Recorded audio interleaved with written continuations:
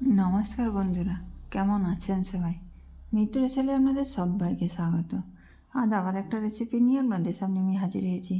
আজ আমি সুজি আর বিভিন্ন ধরনের সবজি দিয়ে একটা জলখাবার বানাবো। প্লিজ বন্ধুরা, আমার পুরো ভিডিওটা দেখার অনুরোধ রইল। আর আমার রেসিপি ভিডিও যদি ভালো লাগে, লাইক, কমেন্ট ও শেয়ার করবেন। আরও রেসিপিতে আমার চ্যানেলটাকে সাবস্ক্রাইব করে আমার পাশে থাকবেন। আর আমার সমস্ত সাবস্ক্রাইব বন্ধুদের অসংখ্য ধন্যবাদ আমার পাশে থাকার জন্য।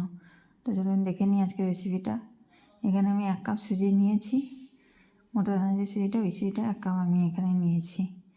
এখানে আমি কিছু সবজি নিয়েছি, ওগুলো দেখিয়েছি। এখানে একটা ছোটো গাজর গ্রেট করে নিয়েছি, ধনেপাতা কুচিয়ে নিয়েছি, একটা ছোটো পেঁয়াজ ছোটো ছোটো করে কেটে নিয়েছি, ক্যাপসিকাম আধা ছোটো ছোটো করে কেটে নিয়েছি, আর 3-4টে কাঁচা লঙ্কা ছোটো করে কেটে নিয়েছি। সবগুলো সবজি আমি সুজির সঙ্গে নিয়ে নেব।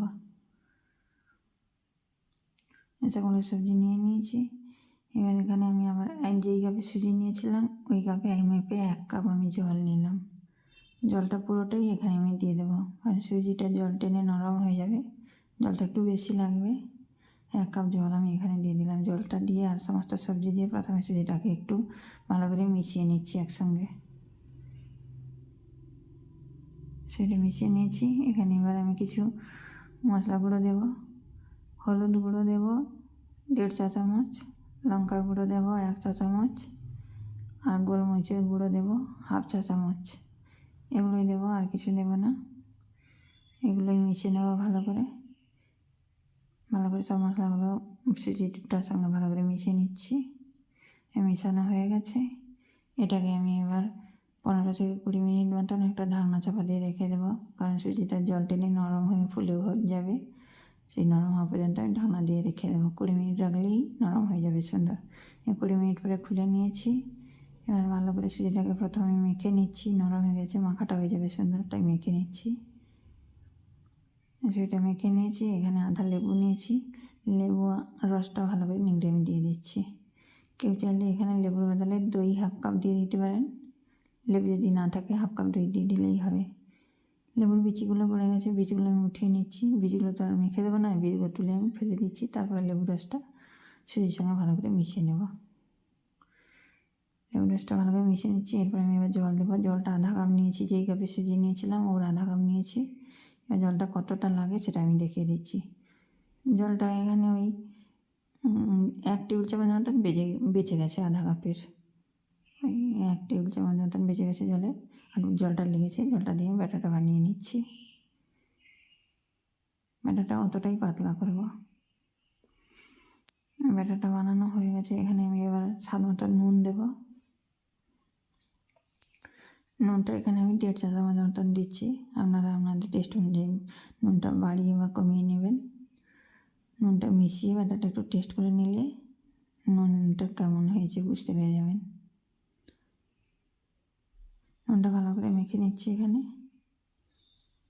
নুনটা এখানে মাখা হয়ে গেছে। এবার এখানে আমি ইনো নিয়েছি, লেমন ফ্লেভারের যে ইনোটা ওইটা নিয়েছি। এখানে ফুল প্যাকেটটা দেবো না, আধা প্যাকেট দেবো। এবার আধাটা রেখে দিচ্ছি। শেষের দিকে যখন বানাবো তখন আরেকটু করে দিয়ে দেবো। আর যখন বানানোর জন্য রেডি করবেন সেই মুহূর্তে ইনোটা দেবেন, আগের থেকে ইনোটা মিশিয়ে রাখবেন না, তাহলে ইনোর এটা নষ্ট হয়ে যাবে, ইনোটা কোনো কাজ হবে না। ইনোটা এখন মিশিয়ে নিচ্ছি, রান্নাটা করবো তাই মিশিয়ে নিচ্ছি। আর একটু রেখে দিয়েছি, ওটা আবার লাস্টের দিকে যেটা বানাবো এটাই আবার একটু মিশিয়ে নেবো, তবে ভালোভাবে ফুলবে গোলা রুটিগুলো। ব্যাটারটা রেডি হয়ে গেছে। এখানে রান্নার জন্য প্যান বসিয়ে দিয়েছি গ্যাসে। প্যানটাও গরম হয়ে গেছে, তেল দিয়ে দিয়েছি। এবার তেলটাকে ভালো করে ব্রাশ দিয়ে আমি ছড়িয়ে নিচ্ছি চারদিকে।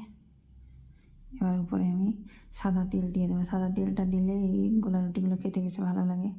যে কোনো গোলা রুটি সাদা তেল দিলে খেতে ভালো লাগে। সাদা তেলটা ভালো করে প্যানের চারদিকে ছড়িয়ে নিচ্ছি। আর গ্যাসের ফ্লেমটা কিন্তু একদম লো করে রেখেছি এখন। এবার ব্যাটারটা থেকে কিছুটা করে দিয়ে দিচ্ছি। দিয়ে এই হাতা দিয়ে বা হাত দিয়ে পাতলা করে মিলে নেবেন। পাতলা মোটা যে যেমন পছন্দ করবেন সেই হিসাবে মোটামুটি মিলে নেবেন। আমি পাতলা করে মিলে নিচ্ছি। ছোট বড় যে যেমন সাইজে করবেন সেরকম সাইজে করে নেবেন। আর আমি এখানে ঢাকনাটা দিয়ে দিয়েছিলাম, উপরে সাদা তেলটা দিতে মনে ছিল না। আর আমার ঢাকনা খুলে নিয়ে তারপরে আবার তেলটা আমি মিশিয়েছি। সাদা তেলটা ঢাকনা খুলে দিয়ে দিচ্ছি। দিয়ে ঢাকনাটা চাপিয়ে লো ফ্লেমে 3 মিনিট মতন আমি রেখে দিয়েছিলাম। 3 মিনিট পর হয়ে গেছে, ঢাকনাটা খুলে নিচ্ছি। এবারে এই দিকটা উঠে যাবে সুন্দর, উপরটা দেখুন কালারটা কত সুন্দর চেঞ্জ হয়ে গেছে। ঢাকনাটা খুলে লো টু মিডিয়াম ফ্লেমে আরও 2 মিনিট মতন আমি রেখে দেবো। তারপরে উপর দিকটা নিচের দিক করব। এখন আমি উল্টে নিচ্ছি 2 মিনিট পরে। এবার ওই দিকটা আমি রেখে দেবো 2 মিনিট মতন ঢাকা চাপিয়ে লো ফ্লেমে। কেউ না চাইলে ঢাকাটা না দিতে পারেন, এমনিই বসিয়ে করে রান্নাটা করে নিতে পারেন। 2 মিনিট পরে ঢাকনাটা খুলে নিয়েছি। এবার উল্টে দেবো, উপর নিচ করে দেবো। উপর নিচ করে করে মোটামুটি আরও 2-3 মিনিট ধরে লো টু মিডিয়াম ফ্লেমে রুটিটাকে ভেজে নেবো। ভেজে নিলেই আমার রান্নাটা হয়ে যাবে। এটা হয়ে গেছে। গোলা রুটিটা আমি নামিয়ে নেব। আর যে ব্যাটারটা আছে সেগুলো থেকে আরগুলো বানিয়ে নিয়ে তারপরে আপনাদের সামনে সার্ভ করে দেখাবো। দেখুন গোলা রুটিগুলোর কালারটা কত সুন্দর এসেছে। চাটনির সঙ্গে এটাকে সার্ভ করে নিয়েছি। প্রত্যেকটা গোলা রুটি খুব সুন্দর হয়েছে, এত সফট হয়েছে। আর তো খেতে খুব ভালো, কোনো ঝামেলা ছাড়াই তাড়াতাড়ি ঝটপট রান্না হয়ে যায়। তেল একদম কম লাগে, সুন্দর হয়, টেস্টও সুন্দর হয়। এটা রেসিপিটা কত তাড়াতাড়ি হয়ে গেল। প্লিজ বন্ধুরা, আমার রেসিপিটা ভালো লাগলে বন্ধু বান্ধব পরিবার পরিজন সবার সঙ্গে শেয়ার করুন।